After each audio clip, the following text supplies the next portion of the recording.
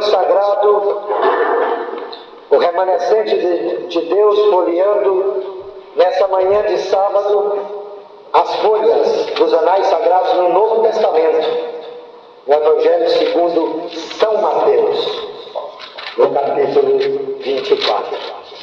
São Mateus, capítulo 24, o sermão profético proferido pelo nosso Salvador, o próprio Jesus Cristo. 11 de setembro de 2004. Há 3 anos atrás, iniciava-se a última crise. Testemunhos Seletos, volume 3, na página 280, comentando sobre a queda do World Trade Center, traz como título a última crise. Aqueles edifícios dos Estados Unidos iriam iniciar o último período, a última crise na face da Terra. E hoje nós estamos completando 3 anos. E o número 3 é muito importante para Deus, porque durante 3 anos Daniel se preparou. Durante 3 anos Elias trabalhou. Durante 3 anos Jesus trabalhou. Muitos foram exemplos que Deus deu um tempo de preparo relacionado com 3 anos para o seu povo, para que o seu povo tivesse preparado para o chamado que ele está preparando. A última crise, irmãos, na face da terra. Os estadistas e os governantes não sabem o que está acontecendo, mas nós sabemos. Iniciou-se, já começou. O inimigo começou a consolidar e a cristalizar e unir todas as forças do mal para combater um povo, o povo de Deus. Esses conceitos de fundamentalistas e de terroristas são conceitos para que o mundo classifique como terrorista e como fundamentalista o verdadeiro povo de Deus. O mundo está se preparando e é necessário que o povo de Deus se prepare. Se preparar para a última batalha na face da terra entre Cristo e Satanás. Entre os mandamentos dos homens e a santa lei de Deus, que é o fundamento do céu e o fundamento da terra. A lei do amor, a lei do nosso Senhor Jesus Cristo. São Mateus, no capítulo 24. Ora, Jesus, tendo saído do templo, ia se retirando, quando se aproximaram dele seus discípulos, para lhe mostrarem os edifícios do templo. Mas ele lhe disse: não vede tudo isto? Em verdade vos digo que não se deixará aqui pedra sobre pedra que não seja derribada.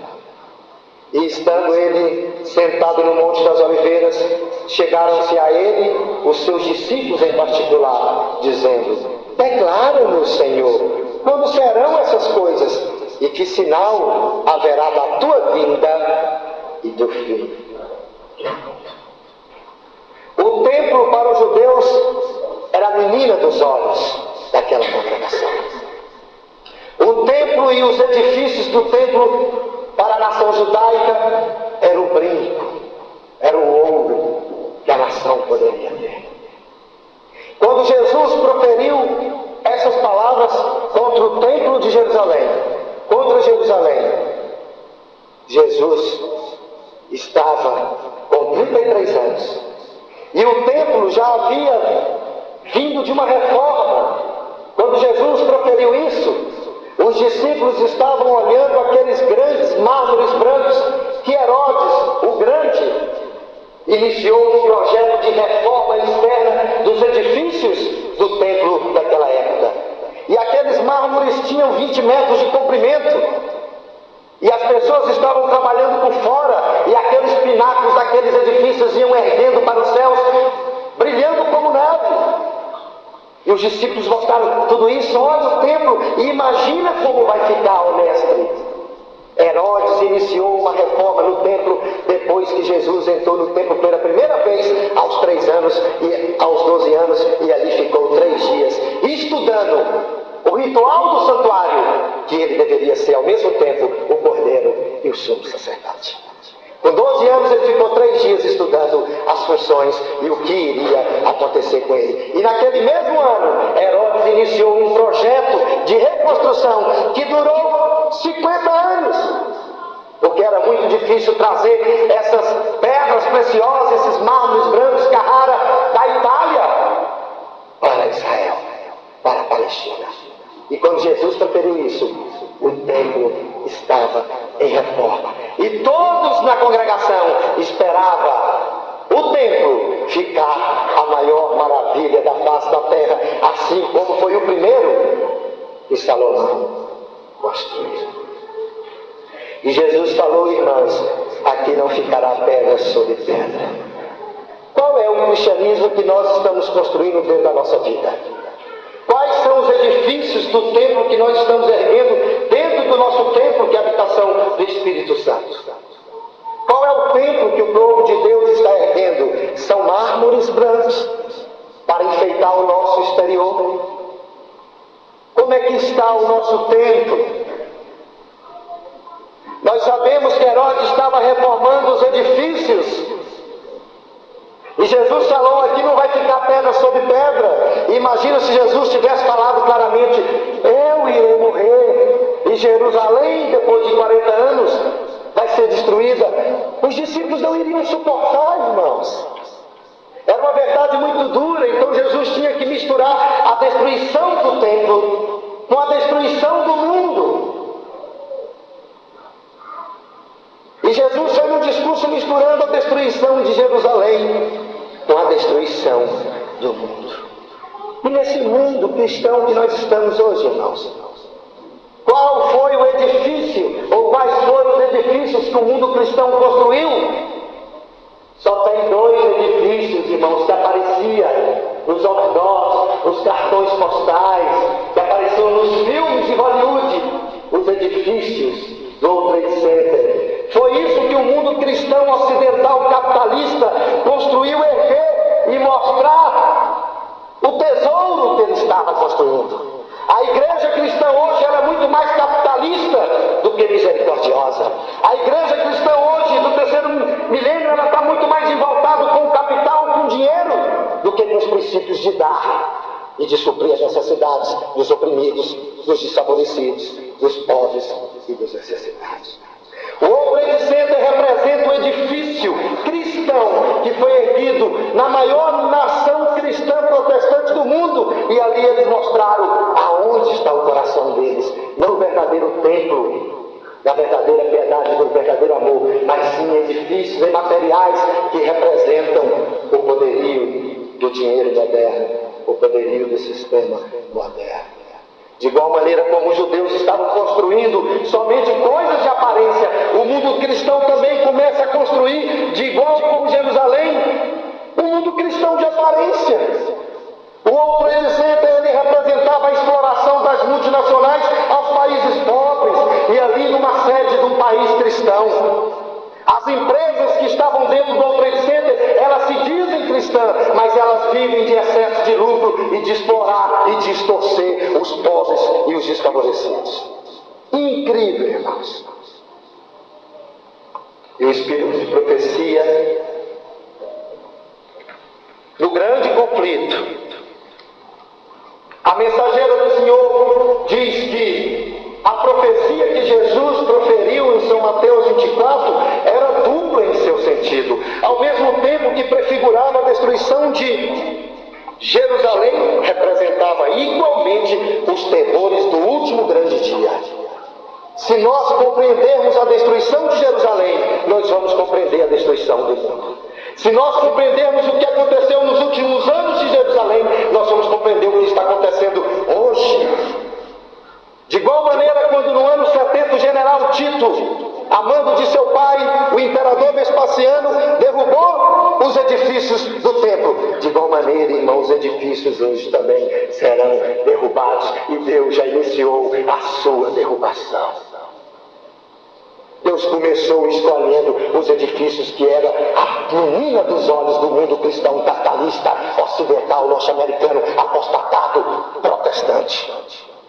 Ele foi lá Assim como aquela besta semelhante a cordeiro que tem 2 chifres, mas fala como dragão que sai da terra, que a gente sabe que é o poder civil, que é o Acabe moderno, que é o Balaão moderno, que é o poder estatal que vai legislar o falso dogma, o falso dia do poder eclesiástico do ali. Deus, irmãos, no primeiro mandato já tirou o seu histórico, porque chifre, irmãos, representa poder. Força, e o outro exemplo é representado o poderio e a força do sistema capitalista ocidental. No primeiro mandato, Deus vai e tira o chifre. Para o segundo, para Deus fazer o abate final. É incrível, irmãos, como Deus age. E é incrível como a história está se repetindo. Mas Jesus, irmãos, respondeu para os discípulos no versículo 4. Acautelai-vos que ninguém vos engane. Por quê? Porque muitos virão em meu nome dizendo eu sou Cristo e a muitos enganarão. Irmãos, Herodes iniciou a construção do templo naquele ano que Jesus entrou no templo pela primeira vez, quando Jesus tinha 12 anos. E essa construção durou 50 anos, de acordo com a história e de acordo com o comentário bíblico adventista do 7º dia. O templo ficou pronto e eles festejaram a reinauguração no ano 63 da nossa era. Do ano 63, que o templo ficou pronto para o abate, até o ano 70, quando o templo caiu, se deram 7 anos de pregação dentro de Jerusalém. Ai, ai, Jerusalém, ai, ai, Jerusalém. Ai, ai dos habitantes dela. Ai, ai dos seus noivos e de suas noivas. Ai, dos seus mancebos. Ai, ai dos seus mancebos. Das suas mancebas. Ai, ai, Jerusalém. Ai, ai, Jerusalém. Do ano 63, quando o templo foi reinaugurado e o templo ficou pronto para o abate, porque Jesus não podia destruir algo que estava em reforma, tinha que estar pronto. Ao ano 70 que ele foi destruído, foram 7 anos de pregação dentro de Jerusalém. Ai, ai, Jerusalém. Ai, ai, Jerusalém. Mas muitos cristos apareceram. Apareceram tantos profetas em Jerusalém como nunca tinha aparecido, todos dizendo, eu sou de Cristo, mas nem todos eram. Para você reconhecer um profeta se ele é de Cristo ou não, esse profeta, primeiro, não pode ter o espírito acusador, porque o espírito acusador é do arqui-inimigo, Satanás, o diabo. O espírito do profeta tem que ser aquele espírito na qual ele vai interceder pelo povo que ele está profetizando. Ele tem que amar esse povo. E a demonstração do amor dele é ele estar no meio do arraial, suplicando e gemendo por esse povo. Mas muitos irmãos que são leitores superficiais saem atrás de qualquer Cristo que é apresentado por aí e acaba indo para movimentos ou para pessoas que não trazem segurança e depois é só decepção. De igual maneira, irmãos, quando o templo ficou inaugurado, muitos falsos profetas chegaram. Olha agora que Jesus, aquele profeta que disse que Jerusalém ia ser destruída, vai ser. E ainda o templo não era. E agora, irmãos? Acautelai-vos. Se alguém quer escolher outro caminho, somos livres. Mas fora daqui, fora do movimento adventista do 7º dia, que caminho seguro vai ter se nós temos a luz que mostra o que está para vir, e nós estamos vendo pelos sinais do tempo e pelas histórias que nós temos a luz verdadeira, e cada vez que nós ficamos mais nela, nós acreditamos na profecia que é incomparável, que não tem erro, irmãos. Nosso solo é solidificado em tempo. Nós temos um tempo, 1844. Mas Jesus fala, acautelai-vos, porque muito Cristo virão. E ouvires falar de guerra e de rumores de guerra no versículo 6, todo mundo acompanhando, olhai, não vos perturbeis, porque forçoso é assim que aconteça, mas ainda não é o fim. Irmãos, do ano 66 ao ano 70, foram 4 anos de guerra dentro de Jerusalém. Quando tomaram a Galileia, numa hora mataram-se 10.000 do povo de Deus.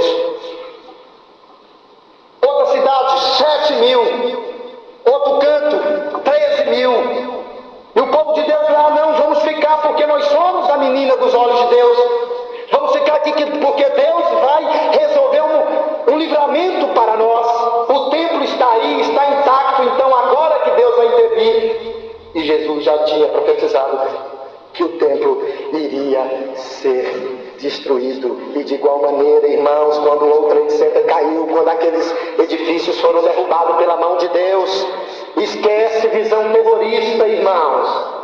Olham para o conflito espiritual e não para o conflito material, porque se nós olharmos para essa crise somente político, militar ou economicamente, nós não veremos o que está desenrolando no conceito e no desenrolar espiritual dessa guerra. Desde quando os templos, os edifícios dos Estados Unidos caíram, a gente só escuta a guerra. Mas ainda a verdadeira guerra não chegou, irmãos. Eles vão se desentender. Depois do fechamento da porta da graça, essa coligação que a besta que sai da terra, que é os Estados Unidos, uniu todos os reis na planície de Sinear, que foi aonde Nirode levantou a torre de Babel, Nabucodonosor levantou Babilônia. Ali, onde é o Iraque, ali eles estão se reunindo para a batalha final, para o abate final, para decretar o decreto de morte contra os dissidentes desse projeto dele, da nova era, da nova ordem mundial. Mas depois do fechamento da porta da graça, todos aqueles exércitos, cada um de um país, se desentenderão e um matará o outro, e as ogivas serão acionadas.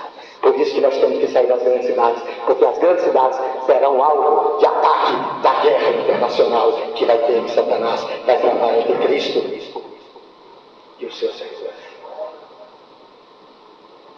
O que está acontecendo hoje na planície de Sinear é um cartão postal para o povo de Deus, é um cartão postal para o mundo, para mostrar o que vai acontecer depois do fechamento da porta da graça. O mundo todo vai se resumir ao que está o Iraque hoje. Ninguém mais vai se entender, irmãos. Foi tu que foi culpado, não foi eu. Foi tu que foi culpado, não foi eu. Então guerra e tiro para tudo quanto é lugar. Mas todas essas coisas no versículo 8 são o princípio das dores. Então sereis entregue à tortura e vos matarão, e sereis odiado de todas as nações por causa do meu nome. Irmãos, aqueles que guardam o sábado, no versículo 9, está dizendo que serão odiados ou que serão amados? Os que guardam o sábado estão dizendo que serão odiados ou amados? Odiados, irmãos. Assim como o mundo está formando um conceito de ódio contra quem tem barba e turbante, formará o conceito de ódio contra os que guardam o sábado do dia para a noite. Todos os holofotes serão direcionados para o sabatista. Quem desobedecer ao decreto é expugnado, é odiado, é acusado por todas essas desgraças e calamidades físicas que Satanás vai fazer com que aumente cada vez mais. Não espere na sua casa que o mundo nos ame, porque o que está esperando para nós, somente ódio. E vai ser do dia para a noite, irmãos. Nós seremos odiados, irmãos. Naquele tempo, no versículo 10, muitos hão de se escandalizar e trair-se-ão uns aos outros e mutuamente se odiarão. Irmãos, quando o Espírito de Deus se retirou da nação judaica, quando foi? Quando foi que o templo ficou pronto, reinaugurado por Herodes? No ano 63. Quando foi que ele foi destruído? No ano 70. Qual foi o tempo de mensagem? 7 anos. Mas no meio desses 7 anos, houve um sinal de fuga. Depois que todos fugiram, não ficou nenhum sincero. Mas o povo de Deus ficou todinho lá, só que os apostatados, porque os sinceros fugiram para a montanha. Satanás dominou, irmãos. As relações sociais, as relações familiares acabaram. As mães matavam os bebês de colo para comer quando a fome veio. Pais traíam filho. Quando o cerco foi apertando cada vez mais, a traição era generalizada por uma laranja, por uma uva. Aqueles que tinham alguma coisa eram entregues para saques. De igual maneira, vai acontecer, e a maior traição será aqui de dentro. Os nossos irmãos que não estão se santificando, os irmãos que não estão se preparando e que não vão suportar a prova, serão os nossos piores inimigos. Quando a gente estiver lá e eles aqui, com medo da falta do pão, e e do alimento, eles vão se vender. Aí eles vão ficar aqui, eles é que vão nos denunciar. Olha, tinha um grupo planejando ir lá para Monte Alegre, na Serra da Contenda, fronteira com Tocantins, lá no norte. Pode fazer uma vistoria lá, que lá tem grupo. Nós seremos denunciados nos tribunais, irmãos. E as pessoas que não estão se santificando, que estão aqui brincando, achando que nós vamos viver com toda essa mordomia e com toda essa liberalidade mais não sei quantos anos, eles se enganarão, eles não suportarão. Aí a traição virá, porque o Espírito de Deus é retirado. Depois do fechamento da porta da graça, Deus não vai estar mais com os adventistas apostatados, só com os adventistas selados e fiéis. Aí os adventistas apostatados não tem mais restrição, nos dedura. Aí a gente vai receber multa, prisão, perda de propriedade e quem sabe até mesmo a vida, porque Apocalipse 24 viu aqueles que foram degolados por causa da besta, sua imagem, seu número e seu nome, mas receberam o poder de julgar. Então nós vamos ter mártires no início da perseguição. Depois que o fechamento da porta da graça se der, aí não tem mais importância sangue de mártires. Ninguém mais vai morrer. Os anjos vão nos proteger até o arrebatamento, a trasladação pelo nosso Senhor Jesus Cristo. Versículo 11. Igualmente hão de surgir muitos falsos profetas e enganarão a muitos. Irmãos, quantos falsos profetas não estão surgindo hoje? Só há dois parâmetros, a lei e o testemunho. Se alguém vir apresentar uma mensagem aqui que não esteja parada na Bíblia ou nas mensagens inspiradas do testemunho do Espírito de profecia que a Igreja Adventista dos últimos dias tem, não merece confiança.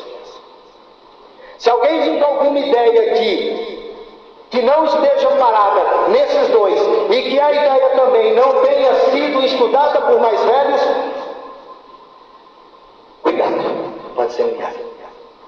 A lei é o testemunho, irmãos, os livros que merecem confiança é Bíblia e Espírito de profecia, porque muitos falsos profetas estão aí, e por se multiplicar a iniquidade, o amor de muitos esfriará.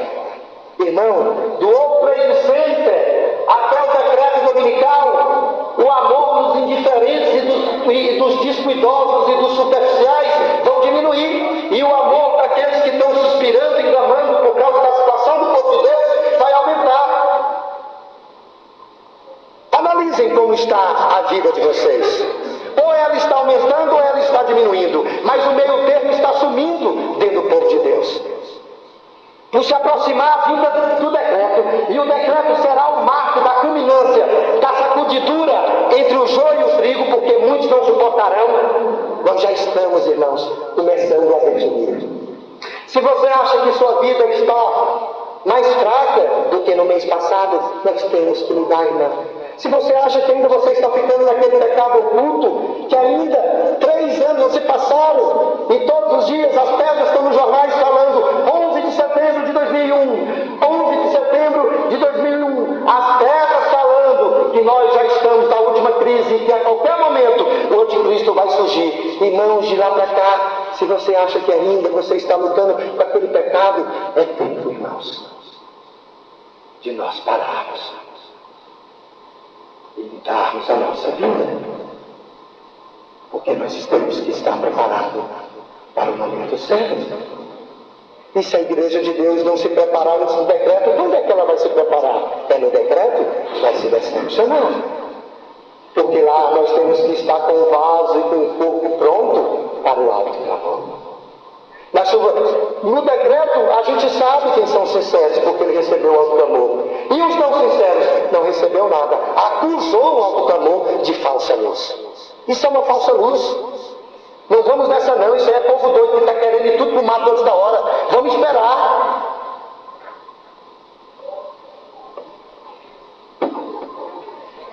Mas quem perseverar até o fim, esse será salvo. Amém por isso. Porque aqui dentro tem o remanescente fiel. Aqui dentro tem o lírio do vale. No meio de toda essa apostasia que está o mundo cristão aí fora, aqui dentro da igreja adventista do sétimo dia, há um grupo que Deus considera essa menina dos olhos de Deus. E Deus vai perseverar ele até o fim, para que esse seja. É incrível. É por isso que nós temos que ficar aqui. Doe em quem doer, ou em que doer, mas nós temos que ficar aqui, Miranda, esperando o sinal de fuga, porque no sinal de fuga nós vamos saber quem estava preparado para a fuga ou quem estava preparado para o abate, porque quem ficar vai ser destruído por toda a escritura. Temos que esperar, então. Até lá, ninguém sabe quem é verdadeiro, quem é joio ou trigo. Se a gente for querer sair, Miranda, possa ser que saia um trigo junto conosco e uma alma no céu. Só lá que a gente vai compreender o valor original disso. Como é precioso para Jesus uma única alma. Versículo 15. Quando, pois, vides esse lugar, quando, pois, vides estar no lugar santo a abominação da desolação predita pelo profeta Daniel, quem nem entenda, então os que estiverem na Judéia fujam para onde? Nós temos que fugir para a floresta ou para os montes? Nós temos que ir para a Chapada dos Veadeiros ou nós temos que ir para o Pantanal? Chapada dos Veadeiros. Nós temos que ir para a Serra Geral de Goiás, que divide Goiás com Bahia, ou nós temos que ir para a Amazônia? Serra Geral do Goiás. Nós temos que ir para a Serra Pelada antes da fronteira, ou nós temos que ir para algum vale? Serra Pelada. Irmãos, montes, serras, de Cavalcante até Monte Alegre, é só chapadão. É o local mais deserto do Brasil. Está no nosso Goiás, perto de Brasília. Os adventistas sinceros, olha o que está esperando para os adventistas fiéis. O irmão Carlos Cavalcante está construindo uma casa esse ano que vai ser entregue em novembro. Mas nós sabemos que a nossa verdadeira casa não é a que nós estamos construindo. Mas sim, Isaías 33:16. Este habitará nas alturas. Quem é esse? O do 15, o que anda em justiça, tá? Ele está se referindo aos 144 mil, ele está se referindo aos selados. Então, esse habitará nas alturas. Olha a chapada do Goiás. As fortalezas das rochas serão o seu alto, dar-se-á o seu pão e a sua, enquanto o mundo vai estar sofrendo por guerras, por pragas e por destruição, nós estaremos fora da grande cidade, assim como nós esteve recebendo o nosso pão e a nossa água, assim como Elias também recebeu, trazida pelos anos. A esperança para nós, irmãos, se os adventistas querem se converter para receber as bênçãos do céu, esse é o momento, irmão, porque o decreto se aproxima, porque a última crise já começou há 3 anos. Que Deus está preparando um povo para o decreto. Há 3 anos, irmãos, hoje, que Deus prepara um povo para a retirada. Porque assim como ele derrubou, destruirá todas as grandes cidades, porque aqui só tem abominação e virou Sodoma, irmãos. Hoje, as eleições dos Estados Unidos, o que eles estavam discutindo era se homem podia ficar com homem e mulher ficar com mulher. No meio do mundo, onde milhares morrem de fome, os homens ricos do mundo estão discutindo se Sodoma pode ser legislada num país protestante apapatado como é os Estados Unidos. Irmãos, o mundo está cego, e o mundo não está se apercebendo, mas os Estados Unidos hoje é Sodoma, irmãos, porque o presidente está discutindo se homem pode ir para a cama com homem, e era a característica de Sodoma, e Sodoma são os nossos dias. Quem não quer ver, irmãos, é porque está fechando os olhos das publicações que estão cercando as nossas casas, das nossas filhas e das nossas irmãs que estão sendo exploradas pelos barricos, pelos midianitas aí de fora. Olhando para São Mateus 24. Mas o que era a abominação da desolação? Veja que Lucas fala o que era, Lucas 21. O que é, Jesus, a abominação da desolação? Quando é que nós vamos ter que fugir? Lucas 21:20. Quando? Mas quando vide Jerusalém cercada de exércitos, sabeis então que é chegada a sua desolação. Então quando Jerusalém fosse cercada pelo exército romano, aí era um sinal de fuga para os montes? Exatamente, Lucas 21:20. Irmãos, e olha o que o Espírito de Profecia diz. Testemunho Selete, volume 2, página 166. últimos dias, falamos sobre o sinal de fuga moderno. Se Jerusalém é um tipo da destruição do mundo, assim como houve um sinal de fuga para Jerusalém, haverá um sinal de fuga para os adventistas. Como o cerco de Jerusalém pelos exércitos romanos era um sinal de fuga para os cristãos judeus, assim, ao apertar nossa nação o poder do decreto que torna obrigatório o dia de repouso papal, será uma advertência para nós, será então tempo de deixar as grandes cidades, passo preparatório ao sair das menores para os lares retirados em lugares solitários entre as montanhas. Quando saiu o decreto dominical nos Estados Unidos, é hora da gente fugir, porque passará alguns dias para o mundo aceitar. Então o decreto dominical terá duas fases, uma em solo norte-americano, que serve como sinal de fuga para os adventistas, e outra de aceitação do mundo, que vai servir para nós, que a porta da graça está para se fechar. Que o mundo vai passar pela porta. Mas quando o mundo aceitar, os adventistas fiéis estarão já fora, e os adventistas aposentados estarão aqui. Calma, gente, que Jesus vai nos livrar. Não vamos fugir, não, porque eu tenho carro de 50 mil, eu não posso largar esse carro. E a minha casa, que é 100 e tantos mil, e o meu emprego, eu vou comer como? O que eu vou comer? O que eu vou comer lá? Eu não preparei meu filho, e meu filho está acostumado com refrigerante, para lanchonete. Graças a Deus, estão se preparando para sair do decreto dominical. Fogo estipulado em solo norte-americano.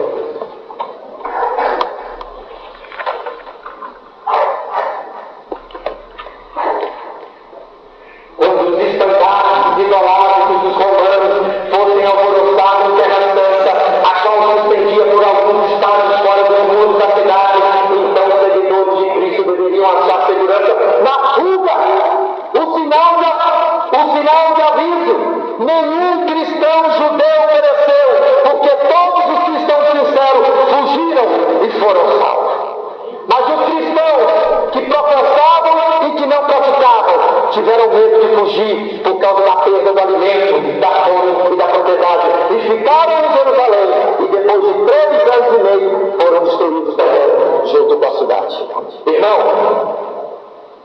o sinal de fuga se deu no ano 73. No ano 73, o tempo ficou pronto para baixo. Depois de 3 anos e meio, Roma cercou a mão de Nero pelo general Sérgio Galo. O general Sérgio Galo cercou Roma 3 anos e meio depois, e o tempo ficou pronto. E aí os cristãos, os verdadeiros cristãos falaram: olha o exército, é o sinal de fuga. Mas como fugir se nós estamos cercados? Deus proverá. A fuga não é conosco. Nós temos, irmãos, só que largar tudo e sair. A consequência seria estar. Nós não podemos hesitar quando o decreto dominical saiu em solo norte-americano. É orar e falar: Senhor, é para vender por quanto e quanto? Porque aqui está e eu quero ir embora agora. Porque eu sei que as cidades vão ser destruídas. 3 anos e meio Sérgio Galo secou. E de repente, Sérgio Galo fez uma retirada. Vamos embora. A liderança, junto com todos aqueles mortos e frios, descuidados, diferentes, superficiais e afastados, seguraram o povo atrás e não saiu. Os homens fugindo.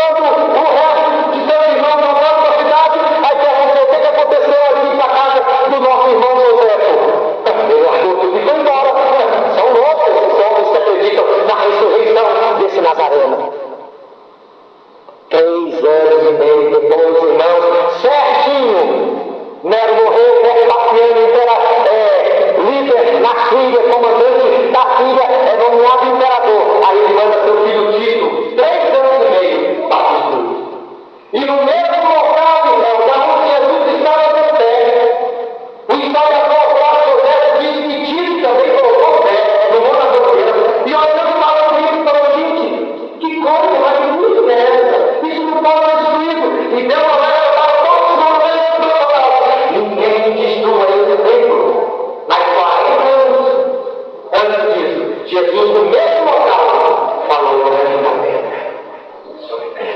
O comandante do céu e o comandante do maior prédio. Quem vai ganhar? A palavra de Cristo ou a palavra do general, do conquistador da terra? Não destrua. Isso é mais ou menos uma tocha. Uma única. Caiu muitos pilares de dentro e fez com que fosse resolvido. A maior obra que o Plantão já viu foi destruída. Não aquele povo preto, porque eles morreram cantando, acreditando que Deus estava com ele, mas eles passaram 3 anos e meio no comando de Satanás, sem perceber. 3 anos e meio fazendo culto, dizimando, pregando, evangelizando, mas sobre outro comandante. O comandante não engano. E ela te diz que nos últimos dias será igual. Depois do fechamento da porta da graça, o mundo vai estar dizendo que nós somos loucos, alarmistas, fanáticos, extremistas e fundamentalistas e candidatos a terroristas também. E nós, lá no norte, e eles aqui, eles ainda continuarão dizimando, cantando, indo aos cultos, com a sua vida normal, irmão. Satanás terá um zelo satânico semelhante ao zelo divino em todas as igrejas cristãs que ficarem nas cidades grandes depois do fechamento da porta da graça. Incrível, irmãos. E Satanás vai conduzir eles por anos.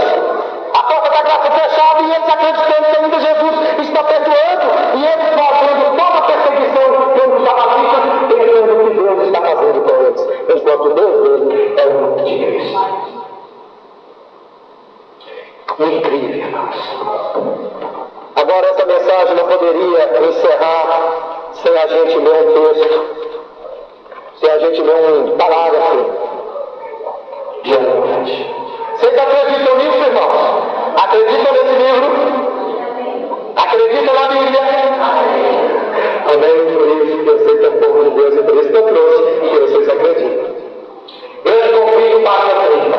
Olha o que Ellen White escreveu. Durante 7 anos, o homem esteve a subir as ruas de Jerusalém. Durante 7 anos, o homem declarou as desgraças que deveriam sobreviver a cidade. Durante 7 anos, de dia e de noite, cantava ele funebrante. Uma voz oriente, uma voz ocidente, uma voz sobre os 4 cantos dos ventos, uma voz sobre Jerusalém, uma voz sobre o templo, uma voz sobre os noivos e as noivas, uma voz sobre o povo. Esse ser estranho, que Ellen White chamou de ser estranho, que depois eu vou dizer quem foi esse homem, esse ser estranho foi preso e açoitado, mas nenhuma queixa lhe escapou dos lábios. Aos insultos e maltratos respondia ele: ai, ai, Jerusalém, ai, ai, Jerusalém, ai, ai, os habitantes dela. Seu clamor de aviso não cessou, senão quando foi morto no circo, que havia perdido 7 anos depois. Aí nós vamos para a história, porque os adventistas é um povo que estuda história. Nós fomos em Flávio José que nós procuramos. Flávio José confirma que houve os 7 anos para Jerusalém. Flávio José diz que um homem se levantou depois da inauguração, que o poderia eleger desde o tempo, e esse homem se chamava, por coincidência, Jesus, irmãos. Incrível. A mensagem de misericórdia, alertando: ai, ai, ai, ai. Quem é esse? É Jesus, filho de um outro Zé qualquer. É por coincidência Jesus ir falando que vai ser destruído. E depois de 3 anos e meio, Roma veio e cercou, e mesmo assim não acreditaram, irmãos. Os sinceros saíram. E os apostatários ainda não acreditaram, irmãos, e ficaram uns 3 anos e meio.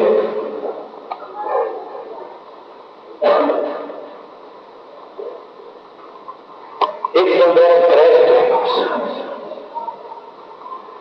Quando Jesus começou o seu ministério em março de um falando, o tempo está cumprido. E quando Jesus começou o seu ministério, Deus também deu 7 anos de misericórdia para a nação judaica. Os primeiros 7 anos e meio foi o martírio de Jesus, a morte dele, aonde Cristo durante 3 anos e meio veio no ministério.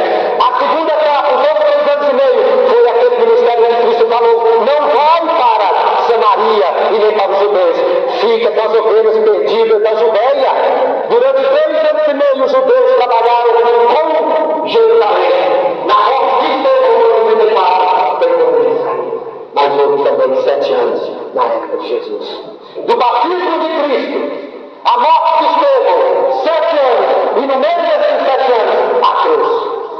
Na inauguração do templo, no ano 63, para o ano 70, 7 anos, no meio desses 7 anos, o sinal de fuga. O que Deus tem nos últimos dias, irmãos? Será que Deus também tem 7 anos ou Deus mudou? Não importa mais o tempo para ele. Será que Deus tem a mensagem? Será que a destruição de Jerusalém é um tipo para os adventistas acordarem e ver que estão na última crise e que possivelmente nós já estamos dentro dos 7 anos? Será que o Bush é homem, irmãos? As torres caíram no mandato dele. Depois de 9 meses, ele foi levantado a mão e enaltecido do domingo. No dia da Páscoa, ele disse que o domingo era o dia da família. 9 meses depois, com o período embrionário, os prédios caem. E hoje nós já temos 3 anos. E olha, irmãos, esse documento é um documento a favor do domingo, que João Paulo assinou em maio de 98. De maio de 98 a maio do ano que vem, vão se fazer 7 anos, irmãos. Esse documento no ano que vem completa 7 anos. E aqui está dizendo que o domingo é o sinal da mais íntima comunhão de Deus com todo o gênero da espécie humana. Está dizendo também que o domingo deveria ser legislado, deveria ser uma lei, obrigando a todos os habitantes de todas as igrejas, de todas as comunidades, aos pastores, que nós fôssemos unidos às missas dominicais. Esse documento vai fazer 7 anos, irmãos. Tem alguém aqui na igreja que já leu esse decreto, que leu esse documento que João Paulo II fez há 6 anos e meio atrás? Que profundidade, irmãos. Que a gente vai saber como é que o decreto vai vir, que vai vir rachando, porque eles querem uma lei que abrigue. Parece que Deus, irmão, deixa o governo asiático explorar o reino de 98 para cá, cada vez mais João Paulo II vem pedindo sobre o domingo. E vocês sabem que o nome dele, Johannes Paulo II, da 666. O título dele, Vigário Filho dele, da 666. Na ordem cronológica sucessória dos papas de João Pedro, que é o primeiro papa, até ele é 266. E de Mussolini, que deu a reabertura em 1929, de Mussolini para cá, ele é o 6. Para onde correr, irmãos? Ele é 6. E lembre-se que ele recebeu uma ferida e a ferida foi curada. E depois do atentado, foi que o mundo se maravilhou e curva perante ele. Porque ele perdoou o homem que atirou nele. As evidências estão mostrando todas para ele. E olha que ele tem citado em São Mateus 24, 30, 32.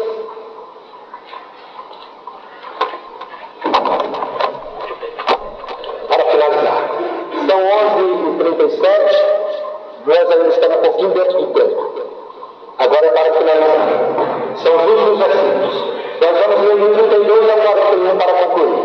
É a conclusão. Os discípulos falaram, mas quando Jesus vai te dar isso? Aí Jesus falou, aprendei, pois, da figueira a sua parábola. Quando já o seu ramo se torna terno, quando já os seus ramos brotam, sabeis que está próximo o quê?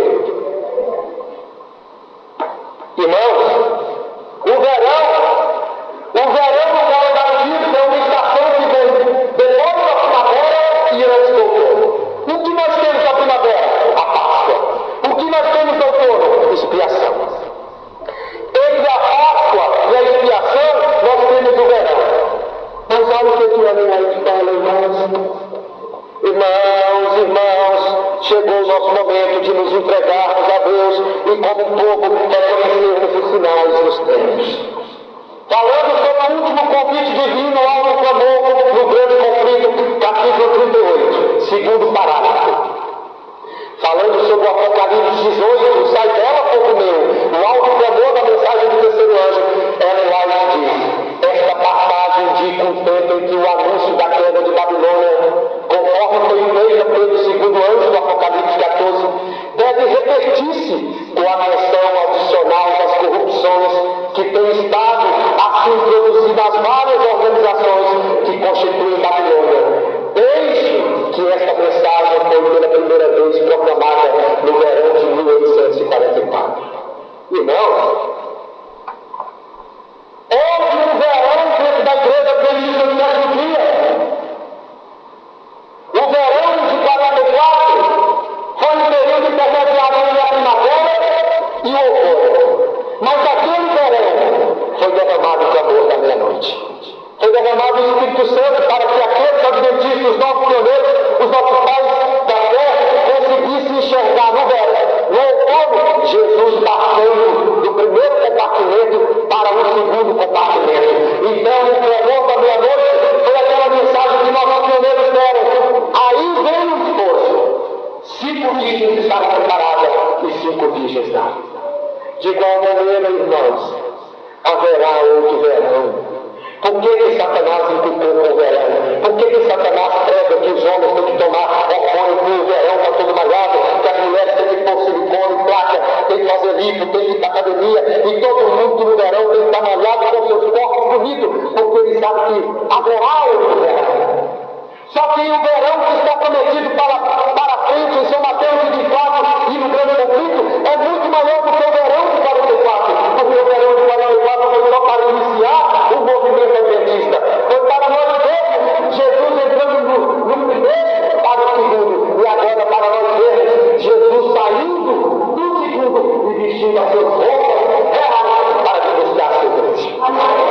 O clamor é para ver Jesus iniciando o juízo investigativo. O alto clamor é para ver Jesus concluindo a obra que ele iniciou do juízo investigativo. Só que tem um espaço de tempo, irmãos, que Deus deu. E aí tem um segredo.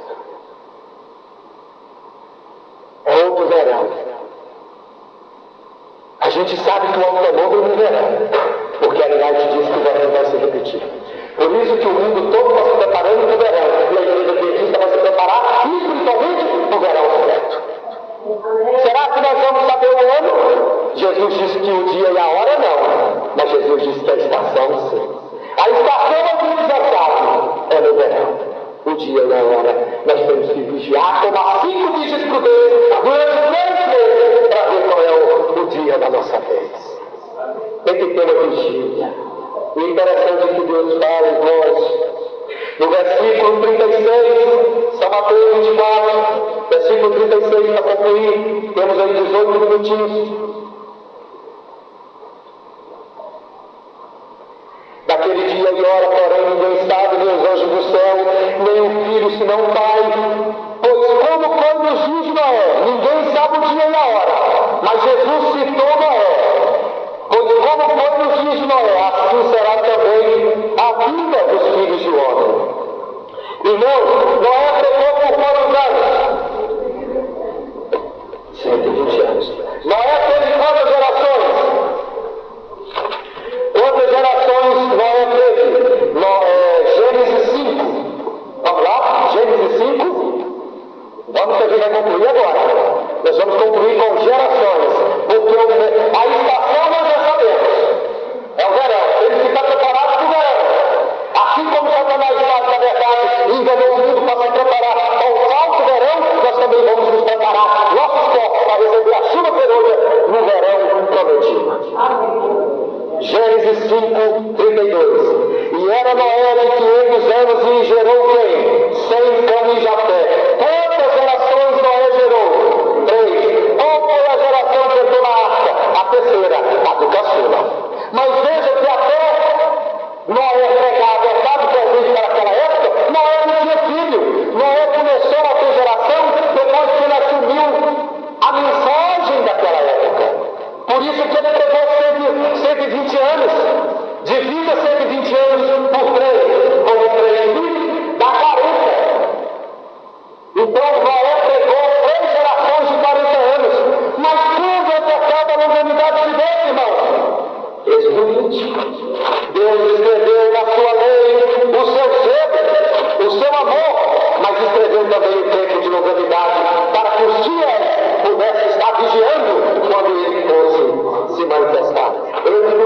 do segundo mandamento, no versículo 5. Versículo 5 de Êxodo 20. E visita a maldade dos pais e dos filhos até Quais são, irmãos? A terceira e a quarta geração. Nós temos 3 gerações de pregação, 120 anos, mas nós também temos a quarta. Irmãos, olha que interessante que o Espírito de Profecia fala quando ela vai falar sobre selamento. A igreja de Deus vai falar agora no livro do página 62. Olha o que ela aí fala. A quarta geração tornará paroquial. Ela explicando Deus com os amorreus. Porque a medida da injustiça dos amorreus não está ainda cheia. Posto que essa nação se salientasse por sua idolatria e corrupção, não havia contudo enchido a porta de sua iniquidade. E Deus não queria dar ordem para sua destruição. O povo deveria ver o poder divino manifestado de maneira assinalada para que ficasse sem desculpa. O compassivo Criador desejava suportar a iniquidade até a quarta geração. Se não visse mudança para melhor, seus juízos iriam cair. Com infalível precisão, ela ainda fala mais outro parágrafo, a quarta geração. Vamos lá, irmãos. A igreja começou o ano, a nossa mensagem adventista, 1844. Irmãos, de 1844 ao ano 2004, são 140 anos, são 4 gerações de 40 anos. Esse ano, irmãos, nós estamos completando a quarta geração. E a Bíblia diz que a terceira e a quarta. E ele está falando que é na quarta. E esse ano é ano eleitoral. E ano que vem é ano de posse. E se ele for eleito, assim como no primeiro mandato, ele prometeu, ele pode efetivar. Completando 7 anos do documento. As coisas estão se batendo, irmão. Agora veja, qual é a outra data importante dentro do movimento adventista? Além de 1944, qual é a outra data? 88, o novo amor começou a ser derramado, de acordo com os anais do Espírito de Profecia. Ali o povo de Deus começou a compreender a mensagem de justificação pela fé, mas não a mensagem de justificação pela fé, aplicada à mensagem do terceiro ano, seria pregada durante todos os anos. 120, irmãos, porque assim como foi, será no final. E 120 anos de 1888 vai se dar no ano 2008, irmãos. E daquele ano de 2001 para 2008 são 7 anos. E o gráfico se fecha. Nós temos as 2 datas importantes dentro do movimento adventista, 1844 e 1888, saindo dessa década. Esse ano 2004 e o ano 2008 está para mim. Comemora a quarta geração. Durante 160 anos, as igrejas protestantes têm negado o sábado. Mas haverá um verão que nós vamos dar o alto clamor e Deus vai ter que julgar o mundo, porque eles vão rejeitar o alto clamor também. O alto clamor é quem foi a reportagem de tempo preenchida, irmãos. Quando esse tempo que Deus fez para todas as corporações religiosas aceitarem ou não a mensagem do sábado, se encerrar, Deus derrama o alto clamor para concluir a obra. É uma bênção, irmãos. Porque a gente sabe que o tempo está chegando. A gente sabe que foi esse presidente que matou aqueles 32 ou 37 sabatistas em San Antônio, no sul do Texas. A gente sabe que é ele que está ligado ao Hollywood e agora até esse ator Arnold Schwarzenegger que declarou apoio a ele, fez o filme aonde ele matava o dentro da igreja. Vocês estão vendo como as coisas estão se achando? Outro ele cai e no dia seguinte o pai Bush vai andar com o plano enlaçar, fortalecer a união da nova ordem mundial. Qual é o ano, irmão, que nós estamos? Qual é a estação que nós estamos? Jerusalém foi destruída numa primavera. Cristo morreu numa primavera. Será que o decreto sai numa primavera? Porque a estação seguinte é o verão. E o alto amor vem depois do decreto. Então o decreto tem que sair numa estação antes do verão. E a estação antes do verão é a primavera.